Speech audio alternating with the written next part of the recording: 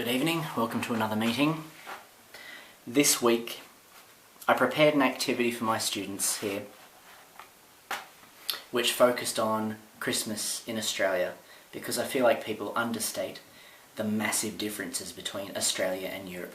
We all tend to imagine that the two being European countries have, or Eurocentric I'll say, the two having sort of similar European origins, France being in Europe, Australia being, begot by Great Britain, that we have this same Western culture.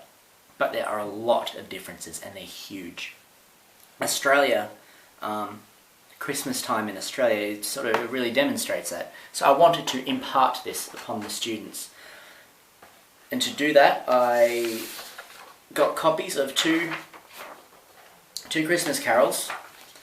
One of them is the traditional rendition of Jingle Bells, and the second is the Australian one. And they're both, one starts with dashing through the snow, the other starts with dashing through the bush.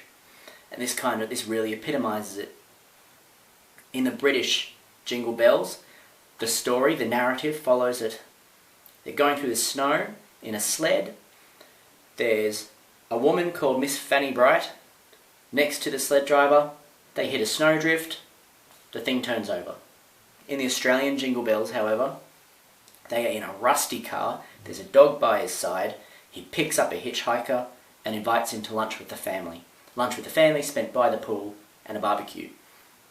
For us Australians, that's super cliche, but when you look at it in this cultural context, it's actually quite profound to me, I guess, just to me. And so I tried to get the students saying, what's the difference? What's happening here? And they couldn't say anything. Like, we read through it line by line. They just couldn't get their head around it. So I say, look at the different words.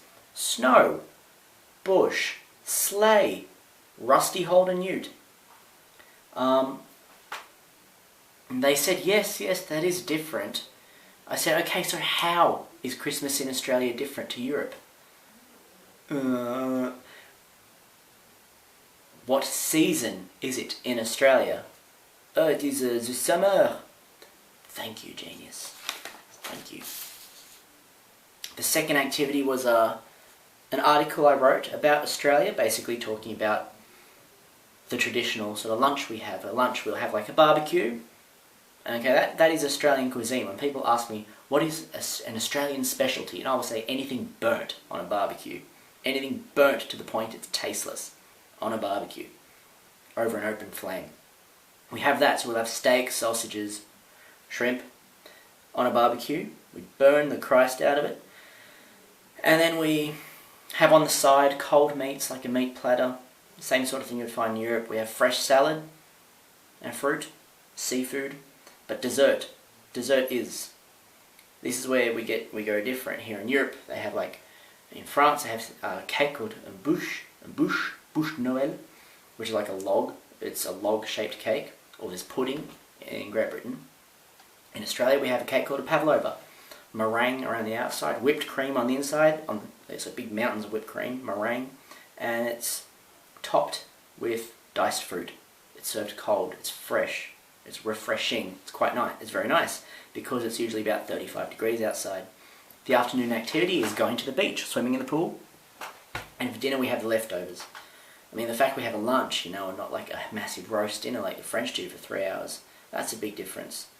And it all comes down to climate and culture. Like here in France, they are more family orientated. You'll very often find friends and family friends at a Christmas in Australia. In France, I've not seen much of that. This is going to be my third Christmas here.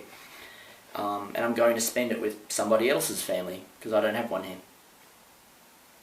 But what I was talking about, so yeah, something else that sort of that surprised my students was Christmas Day in Australia. Almost all restaurants, bars and cafes are still open, and our public transport still functions. Yeah. We call that a work ethic. There's only 2 days a year that things are closed in Australia.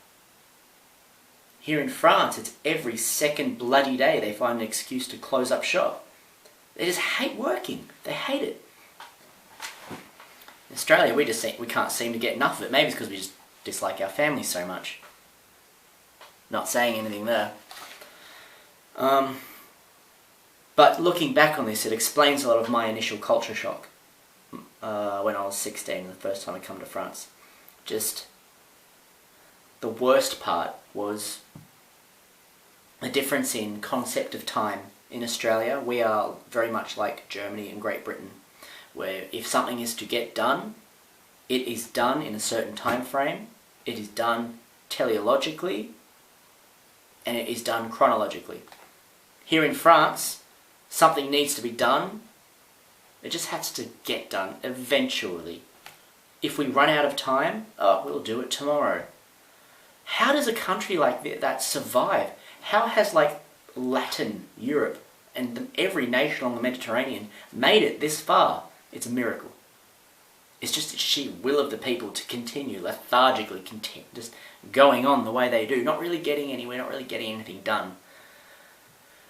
Having said that, France does have a far better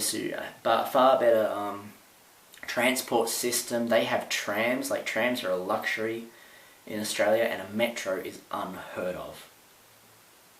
But in our defence, I will say that we are dealing with a landmass the size of Europe with a fraction of the population. France has nearly 2.5 times the Australian population, but in a tiny piece of land. So they can really afford to put a couple of trains and trams in.